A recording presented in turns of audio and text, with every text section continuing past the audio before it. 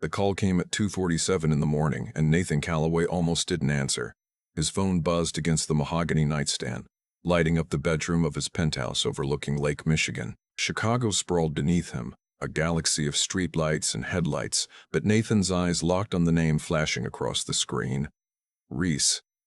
He hadn't heard from Reese Whitfield in almost 8 months, not since the last time she'd told him everything was fine, her voice too bright, too rehearsed before the line went dead and his texts started bouncing back unanswered.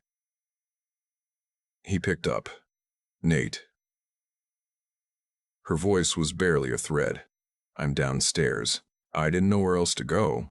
Nathan was already pulling on shoes, grabbing keys, moving before his brain caught up. The elevator ride to the lobby felt like it lasted a year. When the doors opened, he saw her immediately, standing near the security desk with a car seat hooked over one arm and a backpack sliding off her shoulder. Her dark hair, the kind that used to swing past her shoulders when she laughed, was scraped into a knot. She looked like she hadn't slept in weeks. Then the baby made a sound, a small hiccup of a cry, and Reese shifted the car seat closer to her body, instinctive, protective. Nathan crossed the marble floor in 5 steps. Give me that, he said quietly, reaching for the backpack. She let him take it without argument, which scared him more than the phone call had. In the elevator, neither of them spoke. Reese stared at the brushed steel doors, her jaw tight. The baby, a girl no more than 5 or 6 months old with a tuft of dark curly hair and round brown cheeks, had fallen back to sleep, one tiny fist pressed against her mouth. Nathan unlocked his front door and held it open. Reese hesitated on the threshold, eyes sweeping across the open living room, the floor-to-ceiling windows, the ridiculous kitchen he barely used. It's just me, he said. Same as always. She stepped inside. He made her tea because he remembered she hated coffee after midnight. He set the mug in front of her at the kitchen island and sat on the stool beside her, close enough to be present, far enough not to crowd. The baby slept in her carrier on the counter between them. Her name is Nora, Reese said, not looking at him. She's 5 months old. She's beautiful. Reese's fingers tightened around the mug. Her father is Trevor Kingsley. Nathan knew the name. Real estate developer, old money family, the kind of man who showed up in society pages with a different charity on his arm every season. He waited. He was a parent at my school, Reese continued. Her voice was flat, clinical, like she was reading a case file instead of telling her own story. His daughter was in my 3rd grade class. He told me he was separated, that the divorce was almost final. He was funny and attentive, and he remembered things I said. Things I didn't even think mattered. She paused. He remembered my favorite song from a conversation 3 weeks earlier. I thought that meant something. It wasn't your fault, Nathan said. Let me finish. She took a breath. When I told him about Nora, he changed. Overnight, like someone flipped a switch. Told me his wife never left, that she managed the family trust and a divorce would cost him everything. He said I was a distraction that got out of hand, that if I tried to contact him, his lawyers would make sure I never taught again. Nathan's hands were steady on the counter, but beneath the surface, something old and fierce was stirring. He'd known Reese since they were 7 years old, since her family moved into the house next to his grandmother's in Bronzeville. She taught him to ride a bike. He'd held her hand at her mother's funeral when they were 16. For 20 years, she had been the fixed point in his life, the person he measured everything against. And in all that time, he had never once heard her sound this hollowed out. I lasted 4 months on my own in Detroit, she said. Savings ran out. I couldn't work full-time and afford daycare. My landlord raised the rent. She finally looked at him, and the shame in her eyes made his chest crack open. I'm not this person, Nate. I don't show up at people's doors in the middle of the night. You're not at people's doors. You're at mine. She cried then, quietly, shoulders shaking, and Nathan did the only thing he could. He sat beside her and let her fall apart, his hand on her back, steady and still. When the worst of it passed, he showed her to the guest suite at the end of the hall. It had its own bathroom, a reading nook by the window, plenty of room for a crib. I'll have one delivered tomorrow, he said. Nate, I can't just. You can. We'll figure the rest out in the morning. She was too exhausted to argue. He closed her door softly and stood in the hallway for a long time, listening to the silence of his apartment settle around the new weight of 2 extra heartbeats. Nathan didn't sleep. He sat in his office, staring at the city lights, running numbers in his head that had nothing to do with Callaway Ventures, the private equity firm he'd built from nothing into a $2 billion operation. He was thinking about Reese at 7, gap-toothed and fearless, daring him to jump off the porch railing. Reese at 16, reading her poem at her mother's service without a single waver in her voice. Reese at 22, the night before she left for her first teaching job in Detroit, when she'd hugged him at the bus station and he'd almost told her. He hadn't. He'd let her go, told himself the timing was wrong, that she deserved someone who wasn't consumed by the obsessive drive to build something from nothing. And then he'd spent the next decade building his empire while she built classrooms, and neither of them had ended up where they expected. Some loves you carry so long they become part of your skeleton.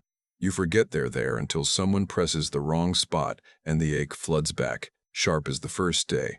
Morning came, gray and cold, Lake Michigan churning beneath a steel sky. Nathan was making scrambled eggs when Reese appeared, Nora on her hip. The baby was wide awake now, eyes enormous and curious, taking in the strange new world of high ceilings and city light. "You cook now?" Reese managed a half-smile. "Bay taught me." Bay Henderson had been his grandmother's housekeeper, then his for going on 30 years. She came in 3 days a week to keep Nathan fed and the apartment from descending into bachelor chaos. "She'll be here at 9. Fair warning. She's going to try to adopt both of you." I remember Bea. Something softened in Reese's face. "She used to sneak us popsicles when your grandmother wasn't looking. She still would if Grandma were alive to not look." They ate together, Nora propped in a borrowed bouncer that Nathan had ordered at 4 a.m. with overnight delivery. The domesticity of the scene, the clinking of forks, the baby's babbling, the smell of toast, felt simultaneously natural and impossible. "I need to find work," Reese said, cutting through the quiet. "I'm not going to sit here and—" "I know." He held up a hand. "But can you give yourself a week first?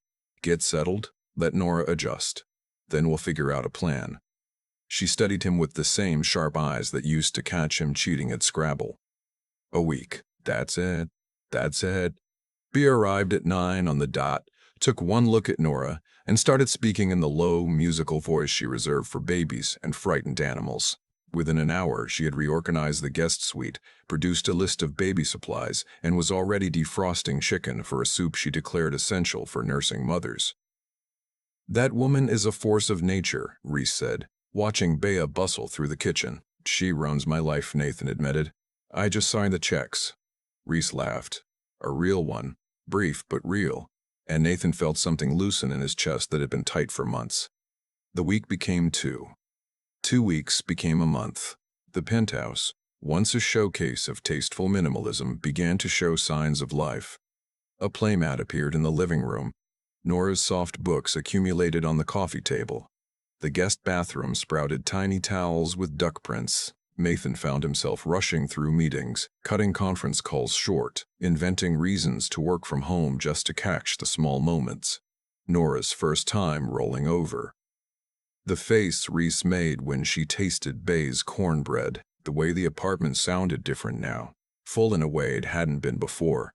He was falling in love with this baby who wasn't his, and falling deeper in love with her mother, and he knew both of these things were dangerous, and he didn't care. "You're staring," Reese said one evening. She was on the living room floor, helping Nora practice tummy time. The baby was furious about it, red-faced and vocal. "Just admiring Nora's negotiation skills," Nathan deflected. "She'd be excellent in a boardroom. She gets that from me." "I know." Their eyes met over Nora's outraged head, and for a second the air between them felt charged, heavy with something neither of them was ready to name. Then Nora let out a wail that could shatter crystal, and the moment passed. Nathan made the call to his legal team the next morning. Not to investigate Trevor Kingsley, not yet, but to understand Reese's rights, custody laws in Illinois. What protections existed for a single mother whose child's father had threatened her career. The answers he got were reassuring but incomplete. If he voluntarily absented himself and made threats, his lawyer told him, his standing is weak. But weak isn't non-existent. If he decides to come back into the picture, he has biological rights. And if he's done this before, a pause, then we'd want to know about it. Nathan hired a private investigator that afternoon. He told himself it was precaution, not aggression. He told himself Reese would understand. He told himself a lot of things. What he didn't tell Reese was that the investigator's preliminary report arrived within 2 weeks and contained names. 4 women, all educators, all single or recently divorced, all discarded when they became inconvenient. Trevor Kingsley had a pattern as predictable as a tax cycle, and his wife's family money had buried every trace of it. Nathan locked the file in his office safe and tried to focus on work. The charity gala was Bay's idea. Nathan's foundation hosted it every spring at the Art Institute. Black tie, 500 guests, the kind of event that generated headlines and donations in equal measure. He hadn't planned to bring Reese. She'd been building a new routine, tutoring students online, developing a reading curriculum for underserved schools, slowly reclaiming the professional identity Trevor had tried to strip away. She didn't need the pressure of public scrutiny. But Bea had other plans. That girl needs to remember she's more than a mother hiding in a guest room, Bea told Nathan flatly while ironing a shirt. You take her to that gala. You show her she belongs in the world. It's not my decision to make. Then stop deciding and start asking. So he asked. And Reese, to his surprise, said yes. She came down the hallway that evening in a deep burgundy dress that stopped him mid-sentence on a phone call. He forgot what he was saying. He forgot who he was talking to. He mumbled something about calling back and set the phone on the counter. Too much? Reese tugged at the hem, self-conscious. Not remotely enough, he said, and meant it in ways she probably shouldn't have heard. They left Nora with Bea, who was already settled on the sofa with the baby, a bottle, and 3 episodes of a cooking show queued up. Nora didn't even notice them leave. The Art Institute glittered. Crystal, champagne, the low hum of money talking to money. Nathan worked the room with practiced ease, introducing Reese simply as his oldest friend, watching her find her footing among strangers. She was good at this, better than she thought. Within an hour, she was deep in conversation with the head of a nonprofit about literacy programs, her hands moving the way they did when she was passionate about something. Then Nathan saw him. Trevor Kingsley stood near the bar, tuxedo perfect, smile wider than the lake. He was talking to a city councilwoman, leaning in with the practiced intimacy of a man who'd made charm into a weapon. Nathan's blood went cold. He moved toward Reese, but Trevor was faster. By the time Nathan reached her, Trevor was already at her elbow, his hand on her arm, his voice pitched low enough that only she could hear. Reese's face had gone blank, not scared, blank. The expression of someone who has learned to disappear inside themselves to survive. Reese. Nathan's voice cut through whatever Trevor was saying. They're seating us for dinner. Trevor turned and his smile didn't waver. Nathan Calloway, I've heard a lot about you. I doubt that. Nathan positioned himself between Trevor and Reese, a wall of quiet authority. I don't believe you're on the guest list tonight. I'm a donor. Trevor's eyes slid toward Reese. I was just telling Reese how much I'd missed our conversations. We don't have conversations, Reese said.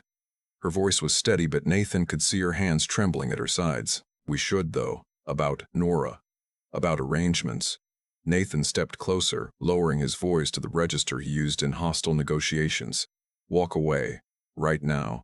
Something ugly flickered behind Trevor's polished exterior. You don't want to make an enemy of me, Calloway. I already know exactly what kind of enemy you are. Nathan held his gaze. I know about Rebecca Santos. I know about April Vaughn. I know about every settlement your wife's family paid to make your problems disappear. So here's what's going to happen. You're going to leave this building. You're going to stay away from Reese and Nora. And if you don't, everything I know becomes public. Every name, every payout, every lie. The color drained from Trevor's face. He straightened his jacket, shot one last look at Reese, and walked toward the exit without another word. Nathan turned to Reese. She was shaking now, the adrenaline hitting. I want to stay, she said before he could suggest leaving. I'm not letting him take this from me, too. Pride hit Nathan so hard it nearly knocked him sideways. Okay, then let's dance. People will talk. People always talk. Might as well give them something worth saying. She took his hand. On the dance floor, surrounded by 500 strangers, they moved together the way they always had, naturally, without effort, like two people who had been practicing for this their whole lives without knowing it. "You investigated him," Reese said quietly against his shoulder. "Yes. How many others?" "4 that we know of." Her grip tightened on his hand. "I want to help them. We will." The weeks after the gala were fragile and fierce. The confrontation with Trevor had shaken something loose in Reese. Not fear, but resolve. She threw herself into her with new intensity, expanding her online tutoring, connecting with the nonprofit she'd met at the gala, building something that was entirely hers. Nathan watched her bloom and tried to keep his heart in check. He failed daily. It was Nora who betrayed him. The baby had started reaching for him whenever he entered a room, arms up, fingers grasping, making the urgent sounds that meant, "Pick me up now." The first time she fell asleep on his chest, tiny body rising and falling with each breath. Nathan looked up to find Reese watching them from the doorway, her expression unreadable. "She loves you," Reese said. "The feeling is very mutual, Nate." She crossed the room, sitting on the arm of this chair. "Close, too close, not close enough. Why did you really let us stay?" "Because you needed help. That's not the whole answer." The truth sat in his throat like a stone, 20 years of silence pressing against his teeth. But Nora was asleep on his chest, warm and trusting, and Reese was right there, and he was so tired of being careful. "Because I've been in love with you since I was 14 years old," he said. "Because every good thing in my life has your fingerprints on it. Because when you stopped calling, I felt like someone had removed a wall from my house, and I was just standing there, exposed to the weather." The silence that followed was the loudest thing he'd ever heard. Reese's eyes filled. She opened her mouth, closed it, opened it again. "Don't say it because I said it," Nathan added quickly. "Don't say anything you're not sure about." "I'm sure," she whispered. "I've been sure for longer than I was brave enough to admit. I was just so broken when I got here. I didn't trust myself to feel anything real." "And now?" She leaned down and kissed him, soft and certain, with Nora sleeping between them like a promise. The retaliation came 3 weeks later. Nathan's phone lit up at dawn with messages from his PR team, his board, his lawyer. The headlines were vicious. Callaway CEO's secret family. Billionaire lures vulnerable single mother. Kingsley family demands custody of abandoned grandchild. Reese read the articles on her tablet. Her face still. Nora played on the floor between them, oblivious. "He's claiming I'm an unfit mother," Reese said. "That I'm using you for money. No one who knows you would believe that. People who don't know me will." She looked at him. "This is my fight, Nate, not yours. It became mine the night you showed up at my door." Nathan's legal team assembled in his office by noon. 5 attorneys, 2 PR consultants, a crisis manager. They laid out options, strategy, timelines. One of them, inevitably, suggested marriage. Nathan shut it down before the word finished leaving the lawyer's mouth. "We're not using our relationship as a legal tactic."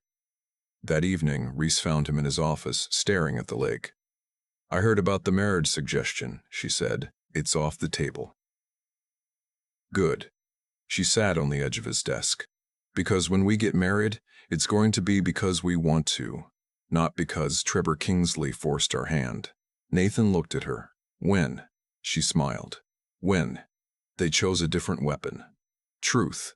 Reese contacted the other women. 2 of them had signed NDAs, but the other 2 were willing to talk. Together, they approached a journalist at the Tribune, a veteran reporter known for meticulous, unflinching work. They told their stories, all of them separately and together. They provided documentation, timelines, evidence. The story ran on a Sunday morning. By Monday afternoon, Trevor Kingsley's custody petition had been withdrawn. By Wednesday, his wife had filed for divorce. By Friday, 3 more women had come forward. Reese watched the coverage from the living room. Nora in her lap, Nathan beside her. She wasn't smiling. She wasn't celebrating. "I thought I'd feel triumphant," she said. "I just feel tired." "That's what winning actually feels like," Nathan said. "The movies lie about it." She leaned against him. "What happens now? Whatever we want." 6 months later, the penthouse looks nothing like the sterile showcase Nathan had lived in alone. Nora's toys occupied every surface. Bea had commandeered the kitchen entirely, rotating through recipes she'd been saving for decades, claiming she finally had people worth cooking for. Reese's office, a converted study with views of the lake, was cluttered with lesson plans and grant applications for the literacy nonprofit she'd co-founded. Nathan stood in the doorway of Nora's room, watching Reese rock her to sleep.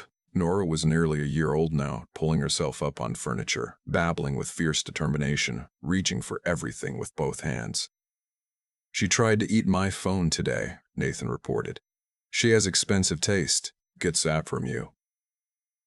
"She gets her stubbornness from you." Reese looked up, and the smile she gave him was the one he'd been waiting 20 years to see. Unhurried, unguarded. The smile of someone who had finally stopped running. "Come here," she said. He crossed the room and knelt beside the rocking chair, his hand finding hers. "I want to tell you something," Reese murmured, her free hand stroking Nora's hair. "The night I showed up at your door, I almost didn't come. I sat in the cab for 15 minutes, telling myself I didn't deserve help, that I'd made my bed and I had to lie in it."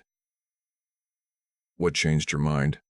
I looked at Nora, and I thought about the kind of mother I wanted to be.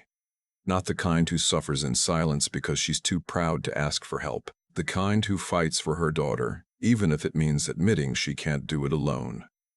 Nathan pressed his lips to her knuckles. "You were never alone. You just forgot for a while." Nora's eyes fluttered closed, her breathing evening out into the steady rhythm of deep sleep. They sat together in the quiet nursery, the city humming below them, and Nathan thought about all the versions of this moment he'd imagined over the years. None of them had included a baby that wasn't biologically his, or the scars of another man's cruelty still healing on the woman he loved. But all of them, every single one, had included Reese. "Ask me again," she said softly. "Ask you what? What happens now?" He smiled. "What happens now?" Reese shifted Nora gently in her arms and met his eyes. "Now we go home," which is funny because I think we're already there. Outside the window, Chicago's skyline burned gold against the evening sky, in a nursery filled with soft toys and picture books, and the evidence of a family built by choice. Nathan Calloway held the two people who had turned his careful, controlled world into something messier, louder, and more beautiful than anything he could have engineered. If you were in Nathan's position, would you have told Reese how you felt years ago, even if it meant risking the friendship? Or would you have waited, the way he did, hoping the right moment would come? Your opinion matters to us. Please leave a comment below and let us know what you think. If you enjoyed this story, subscribe to the channel and hit the notification bell so you never miss a new one. We'll see you in the next story.